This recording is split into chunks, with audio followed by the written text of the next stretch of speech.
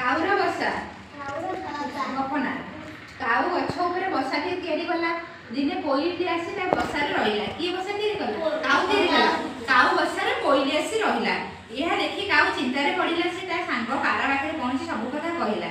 ଯେତେବେଳେ କାଉ ଦେଖିଲା ମୁଁ ବସାଟା ତିଆରିଛି, କୋଇଲି ତା ଭିତରେ ଆସି ଶୋଉଛି, ସେ ଭାରି ଚିନ୍ତାରେ ପଡ଼ିଗଲା। ମୁଁ କ'ଣ କରିବି? ମୁଁ ଘରଟା ତିଆରିଛି, ସିଏ ଆସି ରହୁଛି। କିନ୍ତୁ କାଉର ସାଙ୍ଗ କିଏ ଥିଲା? ପାରା। ସେ ଯାଇ ପାରା ପାଖରେ ପହଞ୍ଚି ଏସବୁ ବିଷୟରେ କଥାବାର୍ତ୍ତା କଲା। ଦୁହେଁ ମିଶି କୋଇଲିକୁ ଏଠାରୁ କେମିତି ବାହାର କରିବେ ସେ ବିଷୟରେ ଯୋଜନା କଲେ। ତେଣୁ ସେମାନେ କୋଇଲି ବସିଥିବା ଡାଳ ପାଖରେ ଥାଇ କଥା ହେବାକୁ ଲାଗିଲେ। ଯୋଉଠି କୋଇଲି ବସିଥିଲା କାହା ବସାରେ? କାଉର ବସାରେ କୋଇଲି ବସିଥିଲା। କାଉର ପାରାର କଥାବାର୍ତ୍ତା ହେଇକି ସେ ବସା ପାଖରେ ଆସିକି କ'ଣ କଲେ? କଥାବାର୍ତ୍ତା କଲେ, ଯେମିତି କୋଇଲି ଆମ କଥାଟା ଶୁଣିବ। କାଉ କହିଲା, ଆଜି ଠେକୁଆର ଭୋଜିରେ ବହୁତ ମଜା ହେଲା। ମୁଁ ପେଟ ଭରି ଖାଇଲି। ମାନେ କାଉ କହୁଛନ୍ତି କହିଲା, କୋଇଲିକି ଦେଖେଇ ଦେଖେଇ କହୁଛନ୍ତି ଶୁଣିଲା ଟାଇପର। କାଉ କ'ଣ କହିଲା? ଠେକୁଆର ଭୋଜିକି ସେ ଯାଇଥିଲା, ତା ଭୋଜିରେ ସେ ବହୁତ ଖାଇଲା, ବହୁତ ମଜା ହେଲା। ପାରା କହିଲା, ଆରେ ବା, କି ସୁଆଦିଆ ଖାଇବା ମ, ମୁଁ ତ ବହୁ ଦିନ ପରେ ଏତେ ଭଲ ଜିନିଷ ଖାଇଲି।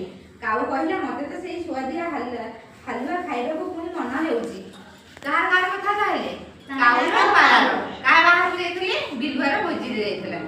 କ'ଣ ଖାଇଲେ ବୋଲି କଥା ହେଲେ? ଭୋଜି ସୁଆଦିଆ ହେଇଛି, ଭଲ ହେଇଛି, ମୁଁ ଆଉ ଥରେ ଖାଆନ୍ତି କି, ଏମିତି ସବୁ କଥାବାର୍ତ୍ତା ହେଲେ। କ'ଣ କହିଲା? କାଉ କହିଲା, ମତେ ଆଉ ଥରେ ଇଚ୍ଛା ହେଉଛି ଭୋଜି ଖାଇବା ପାଇଁ। କୋଇଲି ସେମାନଙ୍କ କଥା ମନ ଦେଇ ଶୁଣୁଥିଲା। ଏଥର ସେ କହିଲା, ମୁଁ ଜାଣିଛି ମ, ତୁମେମାନେ ମତେ ଏଠାରୁ ତଳିବା ପାଇଁ ମିଛ କହୁଛ। କୋଇଲି ଭାରି ଚାଲାକ। ସେମାନେ ଜାଣି ଶୁଣି ତା ଆଗରେ କଥା ହଉଥିଲେ। ଏମିତି କହିଲେ, ଇଏ ଉଡ଼ିକି ପଳେଇବ, ଭୋଜି ନିଶାରେ ପଳେଇବ, ଆମେ ଆମ ଘରେ ଯାଇକି ରହିବୁ, ବସିବୁ ବସାରେ ଆଉ। କିନ୍ତୁ ଦେଖିଲା ବେଳକୁ କୋଇଲି ତ ଚାଲାକି। ସିଏ କ'ଣ କହିଲା? ଏମାନେ କୋଇଲି କହିଲା, ମୁଁ ଜାଣିଛି ତମେମାନେ ଏମିତି ମିଛରେ ମତେ ଦେଖେଇ କଥା ହଉଛ। ତମ କଥା ଶୁଣିକି ଭୋଜି ଲାଳରେ କେମିତି ମୁଁ ପଳେଇବି, ଭୋଜି ନିଶାରେ କେମିତି ଏଠୁ ବାହାରିକି ପଳେଇବି, ତମମାନେ ମତେ ମିଛ କହୁଛ।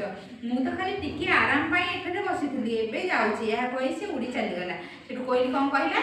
ମୁଁ ମୋର ଯାଉଛି, ମତେ ଟିକେ ହାଲିଆ ଲାଗିଥିଲା ତ, ମୁଁ ଟିକେ ରେଷ୍ଟ ନେବା ପାଇଁ ବା ଆରାମ ନେବା ପାଇଁ ବସିଥିଲି। ମୁଁ ମୋର ଯାଉଛି, ତମେ ତମ ବସାରେ ବସ। ସେମାନେ ତାକୁ ଯୋଉ ତଳି ଦେବା ପାଇଁ ମିଛ କଥା କହୁଥିଲେ, କୋଇଲି କ'ଣ ଚାଲାକି ଥିଲା, ସେ ଜାଣିଗଲା। କହିଲା, ନା ନା, ତମେ ମତେ ଏଠି ତଳିବା ପାଇଁ ମିଛ କଥା କହୁଛ ନା, ତେଣୁ ମୁଁ ମିଛ କଥାରେ ଭାସିଯିବିନି।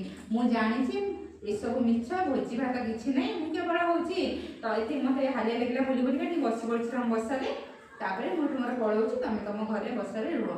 ସେଠୁ ସେମାନେ ତାଙ୍କ ବସାରେ ରହିଲେ, କୋଇଲି ଉଡ଼ିକି ପଳେଇଲା ଆଉ।